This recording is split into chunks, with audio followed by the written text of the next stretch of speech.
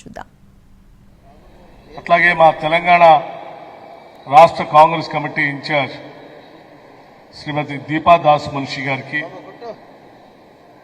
పెద్దలు doctor KVP గారికి, నాతో పాటు ఇక్కడికి విచ్చేసినటువంటి నా సహచర మంత్రివర్గ సభ్యులు శ్రీధర్ బాబు గారికి, పొన్నం ప్రభాకర్ గారికి, సురేఖ గారికి, పొంగిలేటి శ్రీనివాసరెడ్డి గారికి, అట్లాగే మా రాష్ట్ర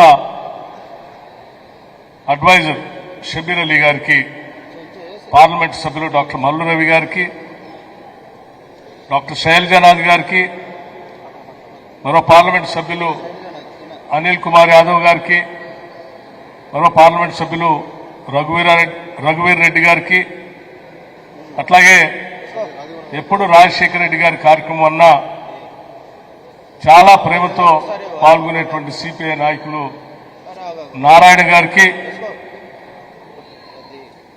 మాయప్పన్ గారికి, పల్లం రాజు గారికి, పెద్దలు ఉండవల్లి గారికి, ఆది శ్రీనివాస్ గారికి, కాంగ్రెస్ పార్టీ ఆంధ్రప్రదేశ్ కాంగ్రెస్ పార్టీ కార్యవర్గ సభ్యులందరికీ, ముఖ్యంగా ఈ 75వ డాక్టర్ వైఎస్ రాజశేఖర రెడ్డి గారి జయంతి సందర్భంగా ఇక్కడికి వచ్చేసినటువంటి అభిమానులందరికీ కూడా హృదయపూర్వకమైనటువంటి నమస్కారాలు తెలియజేస్తా ఉన్నాను. రాజశేఖర రెడ్డి గారు ఆనాటి ఉమ్మడి రాష్ట్రానికి ముఖ్యమంత్రిగా పనిచేశారు. ముఖ్యమంత్రులు చాలా మంది వస్తూ ఉంటారు, పోతా ఉంటారు. స్వాతంత్రం వచ్చిన తర్వాత చాలా మంది ముఖ్యమంత్రులు ఈ దేశంలో అనేక రాష్ట్రాల్లో పనిచేశారు. కానీ ముఖ్యమంత్రిగా పనిచేసిన తర్వాత ఒక దశాబ్ద కాలం అయిపోయిన తర్వాత కూడా ఇంకా రాష్ట్ర ప్రజల హృదయాల్లో చిరస్థాయిగా కనపడేటువంటి ఏకైక ఆనాటి ముఖ్యమంత్రి ఎవరంటే డాక్టర్ వైఎస్ రాజశేఖర రెడ్డి గారు. పాలన అంటే, పాలకుడు అంటే ఎలా ఉండాలో ప్రజాస్వామ్య దేశంలో చేసి చూపించారు డాక్టర్ వైఎస్ రాజశేఖర రెడ్డి గారు. ఒక పక్కన అభివృద్ధిని, ఇంకో పక్కన సంక్షేమాన్ని, రెంటిని రెండు కళ్ళలాగా సైమల్టేనియస్ గా ప్లాన్ చేసుకుంటూ రాష్ట్రంలో ఈ దేశంతో పోటీ పడేటట్టుగా అభివృద్ధిలో రాష్ట్రాన్ని ఉంచారు. ఈ రాష్ట్రంలో ఆంధ్రప్రదేశ్లో పుట్టడం మా అదృష్టం అని భావించేటట్టుగా పేద మధ్యతరగతి కుటుంబాలందరికీ సంక్షేమ కార్యక్రమాలని అందించారు. ఏ ఒక్క పేదవాళ్ళు కూడా అనారోగ్యానికి గురైతే నేను వైద్యం చేపించుకోలేకపోతా ఉన్నాను, చేపిద్దామంటే డబ్బులు లేవు, నా కళ్ళ ముందే చనిపోతున్నాడు అని బాధపడేటువంటి వాళ్ళు తరతరాలుగా ఉన్నటువంటి ఈ రాష్ట్రంలో ఇక మీరు బాధపడాల్సిన అవసరం లేదు, నేనున్నాను అని చెప్పి రాజీవ్ ఆరోగ్యశ్రీ కార్యక్రమాన్ని తీసుకొచ్చి ఈరోజు రాష్ట్రంలోనే కాదు దేశంలో కూడా అన్ని ప్రభుత్వాలు ఆ రకంగా నడిచేటట్టుగా చేసిన గొప్ప నాయకుడు డాక్టర్ వైఎస్ రాజశేఖర రెడ్డి గారు. ఈరోజు దేశంలో రైతుల గురించి చాలా మంది మాట్లాడుతూ ఉన్నారు. కానీ మొట్టమొదటిసారి ఈ దేశంలో రైతుల బాధలు తెలుసుకున్న తర్వాత, ప్రత్యక్షంగా వారు పాదయాత్రలు చూసిన తర్వాత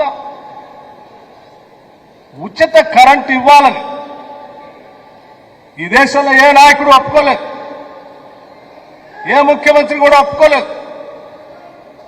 కానీ అందరినీ ఒప్పించి ఉచిత కరెంటు రైతులకు ఇస్తేనే వ్యవసాయ పరంగా అభివృద్ధి చెందితే కాదు, రైతులు ఆత్మహత్యలు చేసుకోకుండా నిలబడగలుగుతారు, నేను చేయగలుగుతాను అని చెప్పి అందరినీ ఒప్పించి మేనిఫెస్టోలో పెట్టి ముఖ్యమంత్రి కాగానే తొలి సంతకం పెట్టి దేశానికి ఆదర్శంగా నిలిచినటువంటి గొప్ప దార్శనికుడు డాక్టర్ వైఎస్ రాజశేఖర రెడ్డి గారు. చాలా మంది పేదవాళ్ళు చదివించాలని తల్లిదండ్రుల కోరిక, చదువుకోవాలనేటువంటి బిడ్డల ఆశ, ప్రపంచంతో పోటీ పడాలని కలలు, ఆర్థిక పరిస్థితి అనుకూలించకుండా దూరంగా ఉన్నటువంటి బిడ్డలందరినీ తీసుకొని నేనున్నాను మీరు చదువుకోండి అని చెప్పి ఫీజు రియంబర్స్మెంట్ తీసుకొని ఈరోజు ప్రపంచవ్యాప్తంగా ఐటీ సెక్టార్లో తెలుగు వాళ్ళు అమెరికా నుంచి అనేక దేశాల్లో ఈరోజు CEO స్థాయిలో ఉన్నారంటే అది కేవలం ఆనాడు డాక్టర్ వైఎస్ రాజశేఖర రెడ్డి గారు తీసుకొచ్చిన ఫీజు రియంబర్స్మెంట్ వల్లనే అన్న సంగతి మనం ఎవరు మర్చిపోకూడదు. ఇలా చెప్పుకుంటూ పోతే అనేక సంక్షేమ కార్యక్రమాలు, ఇందిరమ్మ ఇల్లు కావాలంటే ఎమ్మెల్యేకు 500 కోట, కాదంటే 1000, ఇన్ఛార్జ్ మంత్రితో అది కూడా సంతకం పెట్టించుకొని నియోజకవర్గానికి ఇచ్చే పరిస్థితుల్లో కాదు. ఈ రాష్ట్రంలో గుడిసె అనేదే ఉండటానికి వీల్లేదు. శాచ్యురేషన్ పద్ధతిలో అందరికీ ఇల్లు ఇస్తాను. కులం లేదు, మతం లేదు, రాజకీయం లేదు, ప్రాంతం లేదు, అందరికీ ఇల్లు ఇచ్చే కార్యక్రమాన్ని చేపడతానని ఇందిరమ్మ ఇల్లు ఇచ్చినటువంటి మొట్టమొదటి రాష్ట్ర ముఖ్యమంత్రి డాక్టర్ వైఎస్ రాజశేఖర రెడ్డి గారు ఈ దేశంలో. అనేక సంక్షేమ కార్యక్రమాలు చేసినటువంటి అటువంటి గొప్ప నాయకుడి దగ్గర పార్టీలో పనిచేసే అదృష్టం, శాసన మండలిలో పనిచేసేటువంటి అదృష్టం, శాసనసభలో చీఫ్ విప్ గా పనిచేసేటువంటి అదృష్టం కలగటం నా అదృష్టంగా నేను భావిస్తా ఉన్నాను. అటువంటి నాయకుడి దగ్గర తర్ఫీదు పొందటం, పనిచేయటం.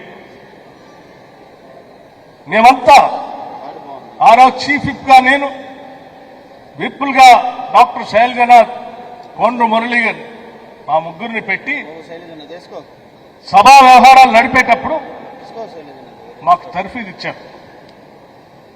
శాసనసభ్యులు కానీ, ప్రజలకు కానీ, చట్టసభలో కానీ, పాలనలో కానీ ప్రజల కోసం ఏం చేయాలో చాలా స్పష్టంగా మా అందరికీ తర్ఫీదు ఇచ్చి నిలబెట్టినటువంటి నాయకుడు ఆయన. చివరి రోజు మేమంతా అడిగాం.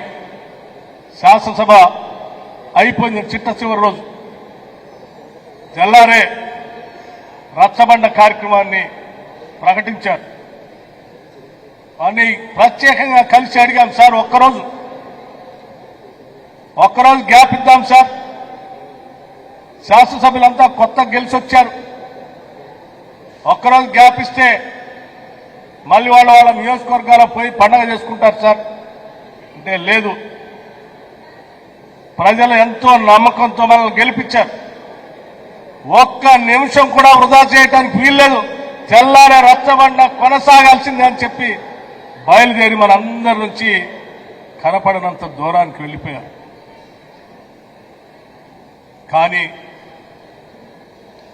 ఆయన గుర్తులు కానీ, ఆయన చెప్పినటువంటి మాటలు కానీ, ఆయన పాలనలో వేసినటువంటి బీజాలు కానీ ఈరోజు ఈ రాష్ట్రాలనే కాదు దేశానికి కూడా ఆదర్శప్రాయంగా ఉన్నాయన్న సంగతి 10 సంవత్సరాల తర్వాత కూడా మనం అందరం ఇక్కడ నిలబడి వారిని స్మరించుకోవటమే కాదు, ఆనాటి పాలనలో ఉన్నటువంటి అంశాలే ఈరోజు దేశవ్యాప్తంగా అజెండాగా కూడా మారాయి. అటువంటి రాజశేఖర రెడ్డి గారు ఆంధ్రప్రదేశ్లో పుట్టడం, అది కూడా కాంగ్రెస్ పార్టీలో నాయకత్వం వహించడం, రాష్ట్ర కాంగ్రెస్ కమిటీ అధ్యక్షుడిగా పనిచేయటం, ఈ రాష్ట్రానికి ముఖ్యమంత్రిగా పనిచేయటం, కాంగ్రెస్ పార్టీ కార్యకర్తలుగా మనందరి అదృష్టంగా నేను భావిస్తా ఉన్నాను. ఒక గొప్ప నాయకుడు వారసులుగా ఈరోజు మనం అంతా ముందుకు పోతాం. స్నేహితులారా, ఇక్కడ కూర్చున్నటువంటి పెద్దలందరూ కూడా మాకంటే సీనియర్స్ ఉన్నవాళ్ళ గారి దగ్గర నుంచి మొదలు పెడితే ఇక్కడ బాపిరాజు గారు ఉన్నారు, వారందరూ సీనియర్స్. వాళ్ళ దగ్గర పిల్లలుగా మేము మా రాజకీయ ప్రస్థానం మొదలుపెట్టాం. ఆ రకంగా మొదలైనటువంటి మా రాజకీయ ప్రస్థానం ఈరోజు రాజశేఖర రెడ్డి గారి జయంతి సందర్భంగా మళ్ళీ వాళ్ళందరినీ కలిసేటువంటి రఘువీరారెడ్డి గారు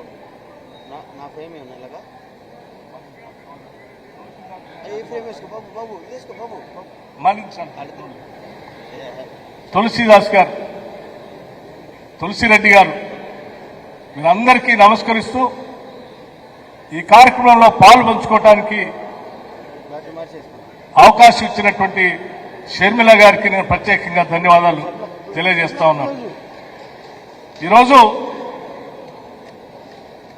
నేను ఉప ముఖ్యమంత్రిగా తెలంగాణ రాష్ట్రంలో పనిచేస్తా ఉన్నాను అంటే ఆయన నాకు మొట్టమొదటిసారి ఎమ్మెల్సీగా టికెట్ ఇవ్వటం, ఆ తర్వాత శాసనసభ్యుడిగా పోటీ చేసేటువంటి అవకాశం కల్పించడం, ఆయన నేర్పినటువంటి రాజకీయ ఓనమాలే ఈరోజు నేను ఆ రాష్ట్రంలో శాసనసభ్యుడిగా ఉప ముఖ్యమంత్రిగా స్థాయికి ఎదిగాను. ఈరోజు ముఖ్యమంత్రిగా ఉన్నటువంటి రేవంత్ రెడ్డి గారు మేమిద్దరం ఒకటేసారి శాసన మండలిలో మా ప్రయాణం, ఇద్దరం కూడా స్థానిక సంస్థల నుంచి వచ్చినటువంటి వాళ్ళని. ఓ పక్కన వారు పోటీగా పోరాటం, ఇంకో పక్కన మేము అందరినీ తర్ఫీదిచ్చినటువంటి మా ఇద్దరికి కూడా రాజశేఖర రెడ్డి గారి పాలనలో పనిచేసేటువంటి భాగ్యం కలిగిందని నేను చాలా స్పష్టంగా చెప్తున్నాను. శాసన మండలిలో కానీ శాసనసభలో కానీ వారి దగ్గర చాలా అంశాలు నేర్చుకున్నాం. తప్పనిసరిగా వారి ఆలోచనల్ని, వారి మార్గాన్ని ముందుకు నడిపించడమే మనందరి ముందు ఉన్నటువంటి ఏకైక బాధ్యత. రాజశేఖర రెడ్డి గారు గాంధీ భవన్లో, ప్రకాశం హాల్లో ప్రత్యేకంగా ఒక సమావేశం, శాసనసభ సమావేశాలు జరుగుతున్నటువంటి సందర్భంలో సమావేశానికి వచ్చి వారు మాట్లాడినటువంటి మాటలు ఇప్పటికి కూడా నాకు గుర్తున్నాయి. ఒక్కసారి మీ అందరికీ గుర్తు చేసి నేను ముగిస్తాను. ఈరోజు యావత్ రాష్ట్రంలో ఉన్నటువంటి, ఆనాటి ఉమ్మడి రాష్ట్రంలో ఉన్నటువంటి ఆంధ్రప్రదేశ్ ప్రజలందరికీ ముఖ్యమంత్రిగా నేను పిలిపిస్తా ఉన్నాను. ప్రజా సంక్షేమం కోసం పనిచేసే కార్యక్రమాలన్నీ ప్రజలకు అంకితమై మా ప్రభుత్వం పనిచేస్తుంది. కార్యకర్తలంతా తల ఎత్తుకొని తిరిగేటట్టుగా మీరిచ్చిన హామీలన్నింటినీ అమలు చేసే బాధ్యత నాది అని చెప్తూ ప్రతి కార్యకర్త ఈరోజు నడుం బిగించి భవిష్యత్తులో రాహుల్ గాంధీ గారిని ప్రధానమంత్రిగా చేసేంత వరకు ప్రతి కాంగ్రెస్ కార్యకర్త పనిచేయాలని చెప్పి వారిచ్చినటువంటి పిలుపుని కూడా ఈ సందర్భంగా మీ అందరికీ మనవి చేస్తూ, మనం అందరం కలిసి దేశంలో రాబోయే రోజుల్లో రాజశేఖర రెడ్డి గారి చివరి కోరికను నిజం చేయడం కోసం సమిష్టిగా పనిచేసి కాంగ్రెస్ పార్టీని ఇటు ఆంధ్రప్రదేశ్లో అటు తెలంగాణలో 10 కాలాల పాటు నిలబెట్టుకుంటూ దేశంలో రాహుల్ గాంధీ గారిని ప్రధానమంత్రి చేద్దామని చెప్పి ఈ సందర్భంగా మీ అందరికీ నేను మనవి చేస్తూ మరొక్కసారి మీ అందరికీ నా హృదయపూర్వకమైనటువంటి ధన్యవాదాలు తెలియజేసుకుంటూ సెలవు తీసుకుంటున్నాను. జై హింద్, జై కాంగ్రెస్. Thank you sir.